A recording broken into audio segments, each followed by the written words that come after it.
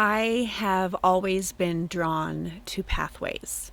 So when I was looking for a symbol to represent Lisa Hepworth Speaks, it was not surprising that I kept being drawn to images that looked like a path. But I didn't want something that looked too smooth or too pretty, too perfect. I also didn't want something that shouted, "I'm broken, shattered." I wanted something that was marked by experience. That really mattered to me. And you may or may not notice in the background here, it used to look like this.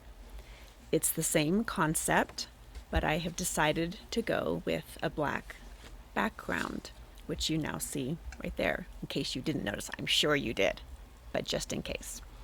The black background, it represents the unknown, the grief, the pain, the loss, the fear, the seasons and experiences we don't know how we're going to get through.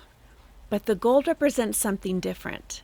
It represents wisdom, growth, choice, and meaning. The parts of us that go through what shape us, that we've survived, and yet we choose to keep going.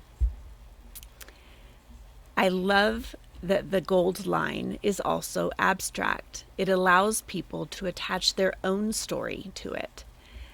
It can look like a pathway. It can look like a scar, a healing seam, if you will, a story that's still being written.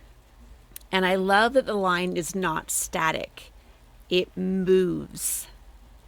It moves. For me, the gold line became the symbol. The crack became part of the story, and the gold became the choice. Because the gold is not pretending the crack never existed. In fact, it's clarifying it did, it's validating that. The gold is evidence the crack did not get the final word, however.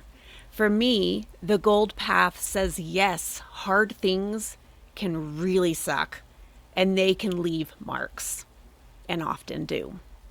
But those marks do not have to be the end of the story. They can become part of the direction moving forward. And that is why I chose the gold path.